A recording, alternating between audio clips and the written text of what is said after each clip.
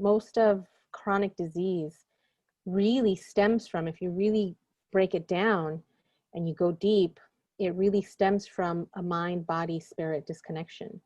It can be anything. It could be like, you know, having childhood trauma that affected you deeply, that maybe you weren't able to process. You didn't have this time and space to do that as a child.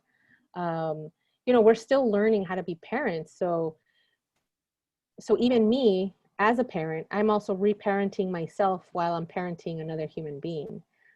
But yeah, it can be as simple as a childhood trauma where there was an emotional, you know, situation where there was some sort of either violation or a abandonment or some kind of neglect.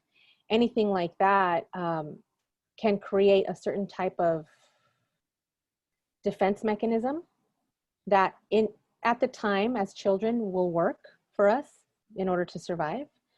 But in the future and in the long term, that defense mechanism may not be the most appropriate. And so what happens is that the body, so when we're repressing emotions, let's talk about an emotional repression.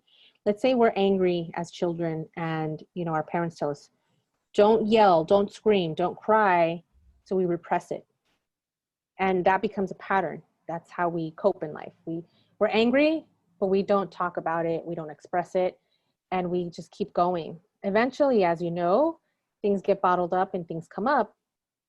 If we still, as adults, don't have that space to express that emotion, whether it's sadness, grief, anger, even joy, it gets bottled up.